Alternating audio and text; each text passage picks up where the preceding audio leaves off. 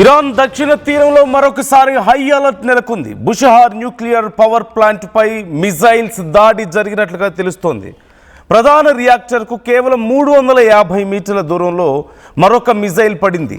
ఈ దాడిలో పాక్షికంగా ఆ భవనం ధ్వంసమైనట్లుగా తెలుస్తోంది. సెక్యూరిటీ విభాగంలో పనిచేసే ఒక వ్యక్తి మృతి చెందాడు. బుషహార్ ప్లాంట్పై దాడి జరగడం ఇది 4వసారి. మార్చి 15 ఒకసారి జరిగింది, మార్చి 24 జరిగింది, మరియు మార్చి 27 కూడా జరిగింది.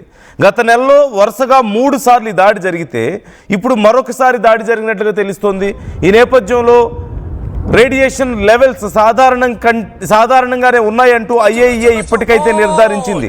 న్యూక్లియర్ ప్లాంట్ టార్గెట్గా దాడులు జరపడం IAEA ఖండిస్తోంది, ఆందోళన వ్యక్తం చేస్తోంది. న్యూక్లియర్ ప్లాంట్స్పై దాడులు చేయొద్దంటూ అమెరికా ఇజ్రాయెల్కు వార్నింగ్ కూడా ఇస్తోంది. At the same time IAEA చేసినటువంటి ఆ ట్వీట్ కూడా నేను మీకు చూపిస్తున్నాను. బుషహార్ న్యూక్లియర్ పవర్ ప్లాంట్ మీద ఇప్పటికీ గత నెల నుంచి ఇప్పటి వరకు 4 సార్లు దాడి చేసింది. At the same time US and Israel ఇరాన్లో ఉన్నటువంటి న్యూక్లియర్ ఫెసిలిటీస్ని ధ్వంసం చేయాలని ప్రయత్నిస్తున్నాయి అంటూ కొన్నిసార్లు మనం మాట్లాడుకున్నాం, పరిస్థితులు కూడా చూసాం. ఇప్పుడు మరొకసారి అలాంటి సిచ్యువేషన్ కనిపిస్తుంది. ఈవెన్ గతంలో రష్యా కూడా ఇరాన్ని హెచ్చరించినటువంటి పరిస్థితి. US మీ దేశంలో ఉన్న న్యూక్లియర్ ఫెసిలిటీస్ మీద దాడులు చేస్తుంది, కేర్ఫుల్గా ఉండండి అని చెప్పేసి రష్యా హెచ్చరించింది. ఇప్పుడు IAEA కూడా ఈ విషయం గురించి ఆందోళన వ్యక్తం చేయాల్సిన పరిస్థితి కనిపిస్తుంది. ఇంటర్నేషనల్ అటామిక్ ఎనర్జీ ఏజెన్సీ సైతం, అంటే ప్రపంచంలో ఎక్కడైనా ఏదైనా ఈ రేడియేషన్ లీకేజ్కి సంబంధించి కానీ యురేనియం యాక్టివిటీస్కి సంబంధించి ఏవైనా అంటే ఏమాత్రం చిన్న కదలిక కనిపించినా వెంటనే IAEAకి అక్కడ వాలిపోతుంది, అక్కడ వాళ్ళు అందరూ రిస్ట్రిక్ట్ చేయడానికి అవకాశం ఉంటుంది. సో ఇరాన్లో మీరు చూస్తున్నారు, ఈ పర్షియన్ గల్ఫ్కి అతి సమీపంలో ఉన్నటువంటి ఇది బుషేర్ న్యూక్లియర్ పవర్ ప్లాంట్ అనేది పర్షియన్ గల్ఫ్కి అతి సమీపంలో ఉంది. మొన్న రీసెంట్గా గత మార్చిలో జరిగినటువంటి దాడుల సమయంలో కూడా గల్ఫ్ దేశాలు ఆందోళన వ్యక్తం చేశాయి. న్యూక్లియర్ రేడియేషన్ లీక్ అవుతుందో అన్న భయంతో గైడ్ లైన్స్ కూడా రిలీజ్ చేయడాన్ని మనం చూసాం. కువైట్ లాంటి దేశాలు అక్కడ గైడ్ లైన్స్ రిలీజ్ చేశాయి, ప్రజలు జాగ్రత్తగా ఉండండి, రేడియేషన్ లీక్ అయ్యే ప్రమాదం ఉంది అని చెప్పేసి. జస్ట్ ఇమాజిన్, ఒకవేళ ఒకసారి ఆ వీడియోని అలా పాజ్ చేయండి. బుషేర్ మీద అటాక్ జరిగితే అక్కడ ఏదైనా రేడియేషన్ లీక్ అయితే ఖచ్చితంగా ఇరాన్లో పై వైపున మొత్తం కొండ ప్రాంతం ఉంది కాబట్టి గాలి ఇటువైపు ఎక్కువగా వీచే అవకాశం ఉంటుంది. డౌన్ స్ట్రీమ్ వైపు ఇదంతా రేడియేషన్ ఎక్కువగా ప్రయాణించే అవకాశం ఉంటుంది. ఖచ్చితంగా చుట్టుపక్కల ప్రాంతాలకు కూడా ఇరాన్ మీద కూడా ప్రభావం ఉన్నప్పటికీ ఇక్కడ ఉన్నటువంటి అరబ్ దేశాలకి అన్నిటికీ కూడా తీవ్రమైనటువంటి నష్టం వాటిల్లే అవకాశం చాలా క్లియర్గా కనిపిస్తుంది. అబుదాబి కానీ, దోహా కానీ, ఇదిగో UAE దగ్గర నుంచి, దుబాయ్ దగ్గర నుంచి అన్ని ప్రాంతాలు, అక్కడ ఉన్నటువంటి ప్రాంతాలన్నీ కూడా ఈ రేడియేషన్కి ఇంపాక్ట్కి గురయ్యేటువంటి అవకాశాలు కనిపిస్తున్నాయి. మొన్న కువైట్ లాంటి దేశాలు సైతం ఈ రేడియేషన్ గైడ్ లైన్స్ని రిలీజ్ చేసుకోవాల్సిన పరిస్థితి వచ్చింది, అటాక్స్ జరుగుతున్నాయని. ఇప్పుడు మరొకసారి అటాక్ చేస్తున్నారు. అంటే ఇరాన్ని దెబ్బతీయడానికి ఇక వేరే మార్గం లేక, వేరే రకంగా దెబ్బతీయలేక ఇప్పుడు ఏదో ఒక రకంగా అక్కడ రేడియేషన్ని లీక్ చేసి, ఎలాగైతే జపాన్ మీద గతంలో అణుబాంబులు వేసి కంట్రోల్ చేశారో, చివరికి ఇరాన్ మీద రేడియేషన్ లీక్ చేయడం ద్వారా వాళ్ళని కంట్రోల్ చేయాలని చెప్పి భావిస్తున్నారా? ఒక అత్యవసర పరిస్థితిని, చివరికి వాళ్ళ మిత్ర దేశాలకు సైతం నష్టపోతాయనే ఆలోచన కూడా లేకుండా ఇలా మూర్ఖమైనటువంటి పనులకు US ప్రయత్నిస్తుందా అనే ప్రశ్న ఖచ్చితంగా ఇక్కడ ఉత్పన్నం అవుతుంది. Please try to give that tweet on full screen. నాకు ఒకసారి పాజ్ చేయండి. Give me that tweet once. నేను ఒకసారి IAEA ఇచ్చినటువంటి ట్వీట్ని కూడా మీకు చదివి వినిపించే ప్రయత్నం చేస్తాను. The IAEA has been informed by Iran, ఏది international atomic energy agency has been informed by Iran that projectile struck close to the premises of Bushehr NPP this morning. Bushehr nuclear power plant మీద దగ్గరగా ఈ ఒక projectile launch అయిందని చెప్పి చెప్తూ information వచ్చింది international atomic energy ఏజెన్సీకి అంటూ చెప్తున్నారు. The fourth such incident in recent weeks, ఇది 4వ ఇన్సిడెంట్ అంటున్నారు. Iran also informed the IAEA that one of the site's physical protection staff members was killed by a projectile fragment and that a building on site was affected by shock waves and fragments. No increase in radiation levels was reported అంటూ చెప్తున్నారు. అంటే Iran కూడా IAEAకి complaint చేసింది, ఒక వ్యక్తి చనిపోయాడని, at the same time ఈ shock వేవ్స్కి అక్కడ ఉన్నటువంటి భవనం కూడా దెబ్బతిన్నది అని చెప్తున్నారు. ఐఏఈఏ డీజీ ఇప్పటికే Rafael Amgrossi expressed deep concern about the reported incident and says NPP site or nearby areas must never be attacked. అంటే ఈ న్యూక్లియర్ పవర్ ప్లాంట్ కానీ దాని చుట్టుపక్కల ఉన్న ప్రాంతాలు కానీ అటాక్ అవ్వడానికి కుదరదు అంటూ ఐఏఈఏ డీజీ అక్కడ ఆందోళన వ్యక్తం చేశారు, అక్కడ చెప్పారు అంటూ కూడా వాళ్ళు చాలా క్లియర్గా చెప్తున్నారు. Never to be attacked, nothing that auxiliary site buildings may contain vital safety equipment అంటూ కూడా చెప్తున్నారు. At the same time reiterating calls for maximum military restraint to avoid risk of nuclear accident. DG Grossi again stresses that paramount importance of adhering to the 7 pillars for ensuring nuclear safety and security during the conflict అంటూ చెప్తున్నారు. So ఈ విషయానికి సంబంధించి IAEA సైతం ఆందోళన వ్యక్తం చేస్తుందని, ఆ సైట్స్ మీద కానీ ఆ సైట్స్ చుట్టుపక్కల కానీ దాడులు జరగడానికి వీలు లేదు అంటూ చెప్తోంది. మరోవైపు ఇరాన్ సైతం ఇప్పటికే కన్ఫర్మ్ చేసింది, ఐఏఈఏ కన్ఫర్మ్ చేసింది ఇప్పటికైతే రేడియేషన్ లీక్ లేదు అని. ఒకవేళ రేడియేషన్ లీక్ అయితే ఎంత దారుణమైన పరిస్థితులు ఉంటాయో మనం గతంలో చూసాం, చెర్నోబిల్ ఘటన చూసాం. అంతకుముందు డైరెక్ట్గా న్యూక్లియర్ వెపన్స్ని బాంబ్స్ని యూజ్ చేయడం వల్ల జపాన్లో హిరోషిమా నాగసాకి మీద జరిగినటువంటి విధ్వంసాన్ని మనం చూసాం. సో మరొక చెర్నోబిల్ ఘటనని ఇక్కడ రిపీట్ చేద్దాం అనుకుంటున్నారా? ఈ న్యూక్లియర్ పవర్ ప్లాంట్ మీద దాడి చేయడం ద్వారా అక్కడ ఖచ్చితంగా యురేనియం ఉంటుంది, న్యూక్లియర్ ఎనర్జీని వాడి అక్కడ పవర్ని జనరేట్ చేస్తున్నారు కదా. సుమారుగా 1000 మెగావాట్స్ సామర్థ్యం ఉన్నటువంటి ప్లాంట్ ఇది, ఈ బుషేర్ న్యూక్లియర్ పవర్ ప్లాంట్ అనేది. కొన్ని సోర్సుల ప్రకారం 915 నుంచి 1000 మెగావాట్స్ మధ్య ఇది ఇక్కడ సామర్థ్యం ఉన్నట్లుగా తెలుస్తుంది. ఒక పెద్ద నగరానికి సరిపడేంత విద్యుత్ ఉత్పత్తి చేయగలుగుతుంది, ఒక మహానగరానికి సరిపడేంత విద్యుత్ని ఇది ఉత్పత్తి చేయగలుగుతుంది. ఆన్ యావరేజ్ ఒక హైదరాబాద్ మహానగరం మొత్తానికి విద్యుత్ని సప్లై చేయగలుగుతుంది ఈ ఒక్క బుషేర్ పవర్ ప్లాంట్ నుంచే సుమారుగా అని చెప్తున్నారు. అంత భారీ ఎత్తున చేయగలుగుతుంది. సుమారుగా సంవత్సరానికి 5 నుంచి 8.7 టెరావాట్ అవర్స్ పర్ ఇయర్ ఇక్కడ ప్రొడక్షన్ జరుగుతూ ఉంటుంది. At the same time and జనరల్గా 5.5 టెరావాట్ అవర్స్ మాత్రమే ఇక్కడ ఉత్పత్తి చేస్తూ ఉంటారు అంటున్నారు. అంటే 5 నుంచి 8.7 చేయగలుగుతారు, ఆన్ అన్ యావరేజ్ 5.5 అక్కడ సామర్థ్యం ఉంది అని చెప్తున్నారు ప్రస్తుతానికి రెగ్యులర్ ప్రొడక్షన్. అయితే 65 నుంచి 75 బిలియన్ యూనిట్లు ఇప్పటి వరకు ఉత్పత్తి జరిగిందట. 2011లో ఇది మొదలైతే ఇప్పటి వరకు 65 నుంచి 75 బిలియన్ యూనిట్ల ఉత్పత్తి. ఖచ్చితంగా ఇరాన్కు ఉన్నటువంటి అతిపెద్ద చాలా ఇంపార్టెంట్ పవర్ ప్లాంట్ ఇది. అలాంటిది దీన్ని డెస్ట్రాయ్ చేయాలన్న ఆలోచనలో యుఎస్ ఉన్నట్లుగా కనబడుతుంది. యుఎస్ ఇజ్రాయెల్ ఒకసారి అనుకోకుండా సరే ఏదైనా దగ్గరలో ఒక బాంబు పేలింది అంటే అనుకోవడానికి అవకాశం ఉంది. గతంలో కూడా 350 మీటర్స్ డిస్టెన్స్లోనే పడింది, ఇప్పుడు మరొకసారి 350 మీటర్స్ డిస్టెన్స్లోనే పడింది. అంటే ఖచ్చితంగా ఏదో ఒక స్పెసిఫిక్ టార్గెట్గా వీళ్ళు ప్రయత్నాలు చేస్తున్నప్పటికీ అక్కడ ఉన్నటువంటి ఆటోమేటిక్ డిఫెన్సివ్ సిస్టమ్ ద్వారా వాటిని అడ్డుకుంటున్నారు. కొన్ని మాత్రం దగ్గర వరకు వస్తున్నటువంటి పరిస్థితి కనపడుతుంది. With in last 1 month 4 attacks జరిగాయి. మార్చిలో 3 అటాక్స్ జరిగితే ఈ నెలలో మరొక అటాక్ జరిగింది ఇప్పటి వరకు. అంటే అక్కడ న్యూక్లియర్ రేడియేషన్ లీక్ చేయాలన్న ఉద్దేశంలో అమెరికా ఉందా? కొన్ని లక్షల మంది ప్రజల ప్రాణాలను సైతం ఫణంగా పెట్టడానికి కేవలం ఇరాన్లో మాత్రమే కాదు, వాళ్ళ మిత్ర దేశాలైనటువంటి గల్ఫ్ దేశాలలో కూడా లక్షల మంది ప్రాణాలు, కోట్ల మంది ప్రాణాలు తీయడానికి అమెరికా సిద్ధం అవుతుందా? ఇదే ప్రశ్న ఇక్కడ ఉత్పన్నం అవుతుంది. నా కొలీగ్ కళ్యాణ్ కూడా మనతో జాయిన్ అవుతున్నారు, మరికొన్ని డీటెయిల్స్ మనతో షేర్ చేసుకునే ప్రయత్నం చేస్తారు. ఒకవేళ రేడియేషన్ లీక్ అయితే అక్కడ ఉన్నటువంటి గల్ఫ్ దేశాల మీద, ముఖ్యంగా అరబ్ దేశాల మీద ఎలాంటి ఇంపాక్ట్ ఉంటుందో నేను మీకు ఒక వీడియో ద్వారా చూపించే ప్రయత్నం చేస్తున్నాను. It's an AI generated video of course. ఆ వీడియో ద్వారా ఇంపాక్ట్ ఏ రేంజ్లో ఉంటుందనేది నేను మీకు చూపించే ప్రయత్నం చేస్తున్నాను. ఇక్కడ బుషేర్ పవర్ ప్లాంట్ కనుక డెస్ట్రాయ్ అయితే పరిస్థితి ఎలా ఉంటుందో. కళ్యాణ్ జాయిన్ అవుతున్నారు, నా కొలీగ్ కళ్యాణ్. అంటే ఇక యుద్ధంలో ఎంత నష్టానికైనా ఒడిగట్టడానికి సిద్ధమవుతుందా? ఎంతకైనా తెగించడానికి ఇజ్రాయెల్ అండ్ యుఎస్ సిద్ధమవుతున్నాయా? అవసరమైతే ఇరాన్లో రేడియేషన్ లీక్, ఇది ఒకసారి అనుకోకుండా ఒక బాంబు దగ్గరలో పడిందంటే అర్థం చేసుకోవడానికి ఉంటుంది. కానీ it's been 4 times in last 1 month 4 attacks జరిగాయి. అండ్ ఆల్మోస్ట్ ఇదే 350 మీటర్స్ డిస్టెన్స్లోనే ఈ బాంబ్స్ పేలుతూ వచ్చాయి. సో అతి త్వరలో డైరెక్ట్గా పవర్ ప్లాంట్ను కూడా కొట్టే ఆలోచనలో ఉందా? అండ్ లక్షల మంది ప్రాణాలైనా సరే బలి ఇవ్వడానికి సిద్ధంగా ఉన్నారా? అంటే ఈ యుద్ధంలో గెలవలేక చివరికి ఇలాంటి ఐడియాస్కి ఏమైనా వస్తున్నారనుకోవాలా యుఎస్ కానీ ఇజ్రాయెల్ కానీ?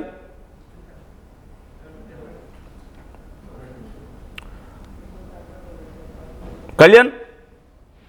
Yes, Nandu. Yeah. Can you hear me? Yeah, I can hear you. Right. So how can we see this?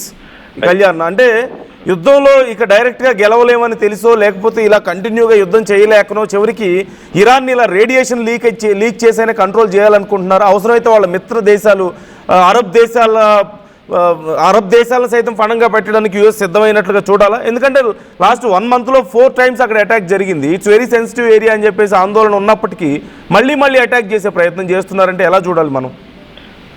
Right నందు, యాక్చువల్గా ఈ స్ట్రైక్స్ ఏవైతే ఉన్నాయో April 4th ఎర్లీ మార్నింగ్ ఇటు శనివారం ఎర్లీ మార్నింగ్ అవర్స్లో కూడా 4th స్ట్రైక్ జరిగింది. ఇటు అటమిక్ ఎనర్జీ ఆర్గనైజేషన్, ఇరాన్కి సంబంధించిన అటమిక్ ఎనర్జీ ఆర్గనైజేషన్ కూడా కన్ఫర్మ్ చేసింది ఒక సెక్యూరిటీ గార్డ్ చనిపోయాడు. అలాగే ఇక్కడ ఒక సపోర్టింగ్ బిల్డింగ్ ఏదైతే ఉందో అది కూడా డ్యామేజ్ అయిపోయింది.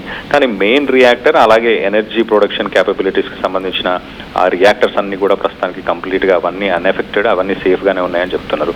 కానీ బ్రాడర్ ఒకసారి మన కాంటెక్స్లో చూస్తే కనుక ఇటు 4th time బుషేర్ ఫెసిలిటీని అమెరికా టార్గెట్ చేసింది. 36వ రోజు అని చెప్పొచ్చు వార్కి సంబంధించి. 36th day రోజు కూడా ఇటు పెట్రోకెమికల్ హబ్ ఒకటి, అలాగే బందా ఖామీర్ అనే ప్లేస్లో ఒక సిమెంట్ ప్లాంట్ని కూడా ఇటు ఇజ్రాయెల్ స్ట్రైక్స్తోని మొత్తానికైతే వాటిని కూడా డిస్ట్రాయ్ చేసింది.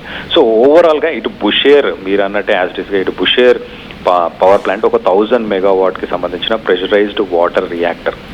ఈ రియాక్టర్ని కనుక ఒకవేళ ఇటు మిసైల్స్ కనుక హిట్ చేస్తే అయోడిన్ 131, సిసియం 137 లాంటి ఐసోటోప్స్ అంటారు. ఇవి రేడియో యాక్టివ్ ఎలిమెంట్స్ అని చెప్పొచ్చు. ఈ రేడియో యాక్టివ్ ఎలిమెంట్స్ పక్కనే ఇటు బుషేర్ అంటే ఇటు పక్కనే ఉన్న పర్షియన్ గల్ఫ్లోని సముద్రంలో కలిస్తే కనుక ఇటు యునైటెడ్ అరబ్ ఎమిరేట్స్ అలాగే సౌదీ అరేబియా, ఇవి రెండింటికి సంబంధించి డీసాలినేషన్ వాటర్ ప్లాంట్స్ అన్ని కూడా అక్కడే ఉన్నాయి కాబట్టి వాటికి ఎఫెక్ట్ అవుతుంది. అట్ ద సేమ్ టైం ఇటు గల్ఫ్ కంట్రీస్, మిగతా గల్ఫ్ కంట్రీస్ మనం ఒకసారి చూస్తే కనుక ఇటు సౌదీ అరేబియా, కువైత్, ఇరాక్, ఇక్కడున్న సివిలియన్ పాపులేషన్ కూడా ఈ గాలిలో ఈ రేడియో యాక్టివ్ ఎలిమెంట్స్ స్ప్రెడ్ అవ్వడం వల్ల ఇక్కడ ఉన్న సివిలియన్స్ కూడా చనిపోయే అవకాశం ఉంది. సో లక్షలాది మంది చనిపోయే అవకాశం ఉంది.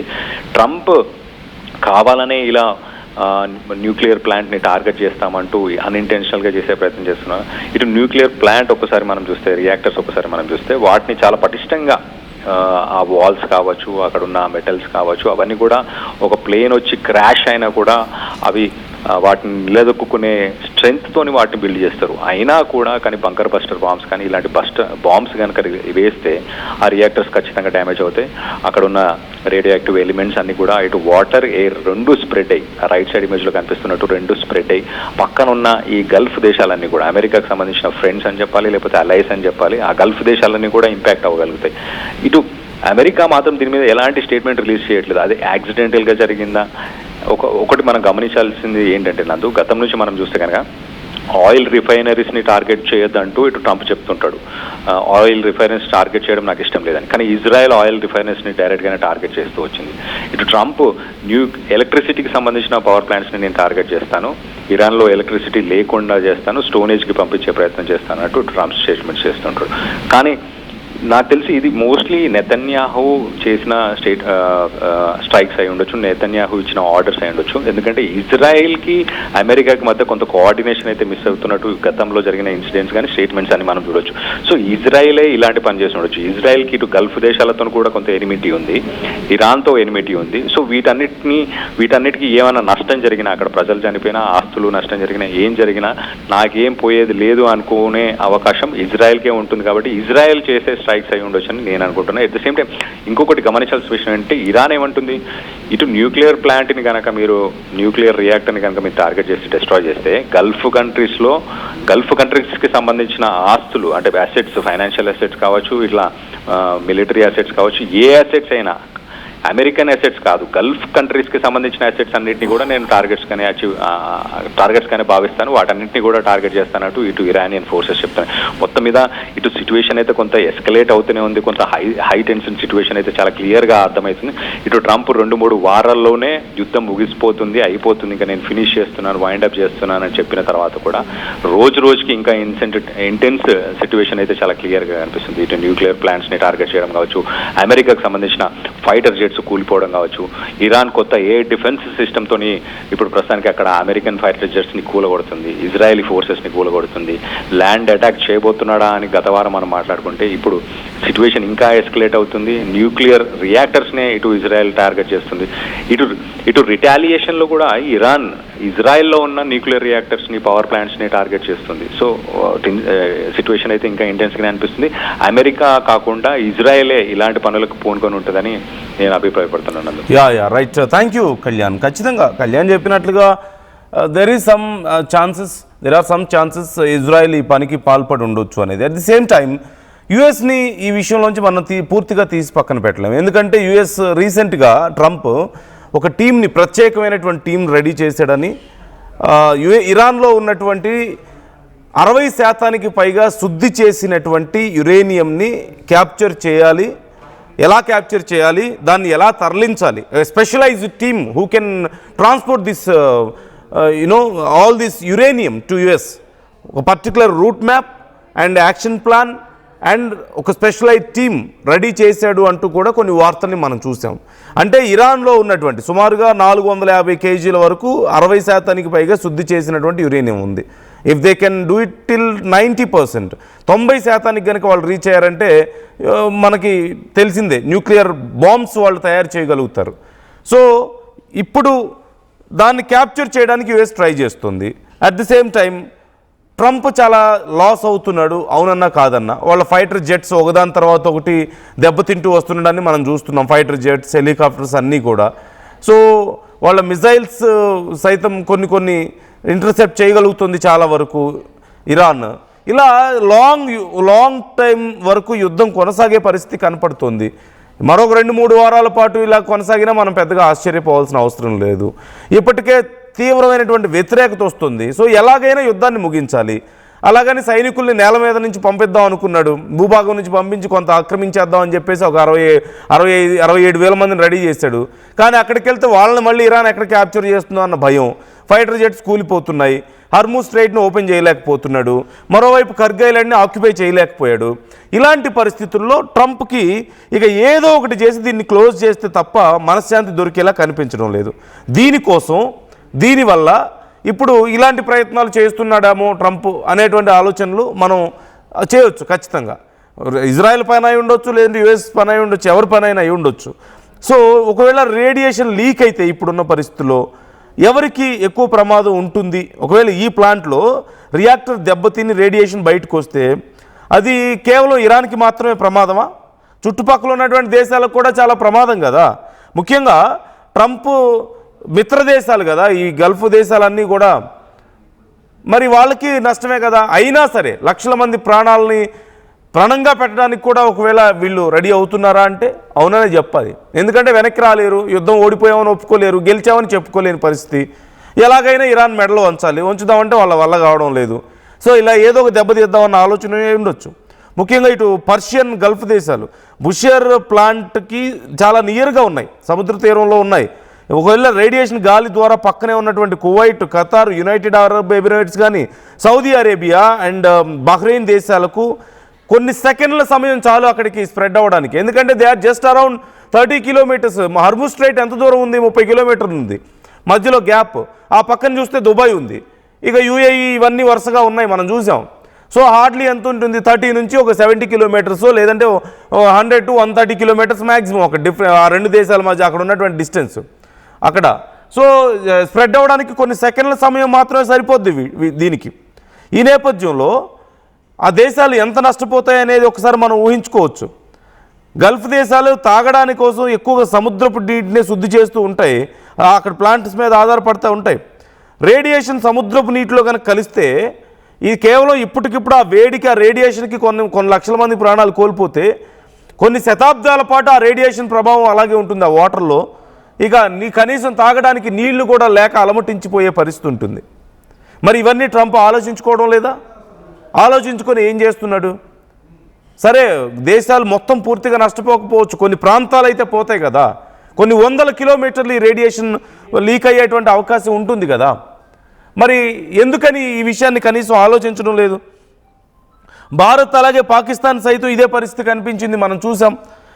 గాలి దిశను బట్టి రేడియేషన్ మేఘాలు తూర్పు వైపుకు ప్రయాణిస్తే ఒకవేళ అక్కడి నుంచి పాకిస్తాన్తో పాటు ఆ తర్వాత భారతదేశంలోకి ఇటు గుజరాత్, మహారాష్ట్ర ఇటు సైడ్ కూడా కొంత ఇంపాక్ట్ చూపించే అవకాశం ఉంది అని చెప్పేసి కొన్ని అంచనాలు ఉన్నాయి. అంటే ఒకవేళ ఇరాన్లో నిజంగా ఈ న్యూక్లియర్ పవర్ ప్లాంట్ కనుక డిస్ట్రాయ్ అయితే ఇటు ఆల్మోస్ట్ ఇంపాక్ట్ భారతదేశం వరకు కూడా వచ్చే అవకాశం ఉంది. పాకిస్తాన్ చాలా తీవ్రంగా నష్టపోయే అవకాశం కనిపిస్తుంది. ఒకవేళ వేవ్ ఇటు గాలి దిశను బట్టి ఇటువైపు కనుక వస్తే, పశ్చిమ తీరం వైపు కనుక వస్తే ఇదంతా లేదు అనుకుంటే ఆటోమేటిక్గా డౌన్ స్ట్రీమ్లోకి వెళ్ళిపోయిందంటే పరిస్థితి ఎలా ఉంటుందో మనం చూస్తున్నాం. సో ఇంత నష్టాన్ని అంచనా వేయలేకపోతున్నారా, లేకపోతే ఎవరు ఎంత నష్టపోయినా పర్లేదు మేము గెలవాల్సిందే యుద్ధం, ఇలాంటి అవకాశం మళ్ళీ రాదని అమెరికా, ఇజ్రాయెల్ భావిస్తున్నాయా? ఎందుకంటే ఇంతకుముందు కళ్యాణ్ చెప్పినట్లుగా అమెరికాకి ఇజ్రాయెల్కి మధ్య కూడా డిఫరెన్సెస్ ఉన్నాయి యుద్ధం విషయంలో. ట్రంప్ ఒకానొక సమయంలో వెనక్కి తగ్గాలన్న ఆలోచనకు వస్తున్నాడు. ఎందుకంటే ప్రజల నుంచి వ్యతిరేకత, మరోవైపు వాళ్ళ కాంగ్రెస్లో సైతం వ్యతిరేకత, వాళ్ళ పార్టీ నుంచి వ్యతిరేకత, ఖర్చు, భయంకరమైన ఖర్చు, అప్పు పెరిగిపోతున్న పరిస్థితి కనపడుతుంది. ఆల్మోస్ట్ $5 trillion అప్పు వచ్చినట్లు కనపడుతుంది ఇప్పటికే ఓవరాల్గా. సో ఇది ఇంకా పెరిగే అవకాశం ఉందంటున్నారు. సో ఇలాంటి పరిస్థితుల్లో ట్రంప్ కొంత వెనక్కి తగ్గుదామన్నా, ట్రంప్ మేము చర్చలకు సిద్ధమన్నా, పాకిస్తాన్ లాంటి పనికిమాలిన దేశాన్ని మధ్యలో పెట్టి వాళ్ళు ఏదో కొన్ని ప్రయత్నాలు చేస్తున్న సమయంలో కూడా ఇజ్రాయెల్ మాత్రం దాడులు చేస్తూ వస్తుంది. అండ్ ట్రంప్ అడిగితే there is no clue Trump దగ్గర. ఎందుకు ఇజ్రాయెల్ చెప్పా పెట్టకుండా దాడులు చేస్తూ వస్తుంది. ఓ పక్క ట్రంప్ కనీసం చర్చలతో ఏదో ఒకటి చేద్దాం, 15 పాయింట్లు ఉన్నాయి, వీటికి ఒప్పుకుంటే నేను యుద్ధం ఆపుతానని ఏదో ప్రయత్నాలు చేస్తున్నాడు. ఆ టైంలో ఇజ్రాయెల్ ఏమో లేదు మొత్తం డిస్ట్రాయ్ చేసి పడేద్దాం అని చెప్పేసి వాళ్ళ ప్రయత్నాలు. ఎందుకంటే ఇలాంటి అవకాశం మళ్ళీ రాదు. ఇంత సీరియస్ యుద్ధం జరగడం కానీ, ఈవెన్ ఇరాన్ అయినా సరే ఇంత వీక్ స్టేజ్లోకి రావడం అయినా సరే ఇంత యాక్సెప్టెన్సీ దొరకదు అంతర్జాతీయ సమాజం నుంచి యుద్ధం చేయడానికి. సో అవకాశం దొరికింది కాబట్టి ఇప్పుడే ఇరాన్ని మొత్తం డిస్ట్రాయ్ చేసి పడేయాలని కొన్ని దశాబ్దాలుగా యుద్ధం జరుగుతూనే ఉంది వీళ్ళ మధ్యలో. 79 నుంచి 80 నుంచి మనం చూస్తున్నాం. 1980 దగ్గర నుంచి మొదలు పెడితే అప్పటి నుంచి యుద్ధాలు జరుగుతూనే ఉన్నాయి ఇరాన్కి, ఇజ్రాయెల్కి. అంతకు ముందు కూడా పరిస్థితులు అలాగే ఉన్నాయి.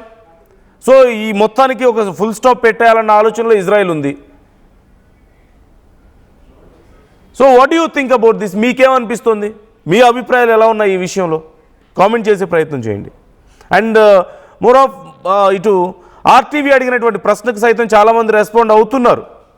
ఇరాన్ రేడియేషన్ లీక్ చేసే కుట్ర జరుగుతుందా ఇరాన్లో అంటే అవునని 90% మంది చెప్తున్నారు. 90% మంది అవునంటున్నారు, 10% కాదంటున్నారు. అంటే ఏది ఎవరు ఏమైపోయినా పర్లేదు, యుద్ధాన్ని ఎలాగైనా గెలవాలి, ఇరాన్ని నాశనం చేయాలన్న ఉద్దేశంలో అమెరికా, ఇజ్రాయెల్ ఉన్నాయా అంటే అవును అన్నట్లే కనపడుతుంది ఇక్కడ సిచ్యువేషన్. అండ్ మీ అభిప్రాయాలు ఎలా ఉన్నాయి ఈ విషయంలో? మీకేమనిపిస్తుంది? ఒకసారి కాదు, వరుసగా అక్కడ ఉన్నటువంటి నతాంజ్ మీద దాడులు జరిగాయి, ఫోటో మీద దాడులు జరిగాయి, వాళ్ళ న్యూక్లియర్ ఫెసిలిటీస్ అవి. అండ్ ఇప్పుడు ఇక్కడ కూడా దాడులు చేస్తున్నటువంటి పరిస్థితి కనపడుతుంది. ఒక న్యూక్లియర్ పవర్ ప్లాంట్ మీద కూడా దాడులు జరుగుతున్నటువంటి పరిస్థితి కనపడుతుంది, బుషేర్ మీద. ఒకసారి కాదు 4 సార్లు జరిగాయి within 1 month span. So they are not going to bother about consequences and loss to the world. వాళ్ళకి కావాల్సింది వాళ్ళ స్వార్థం మాత్రమేనా? మీ అభిప్రాయాలు ఏంటి?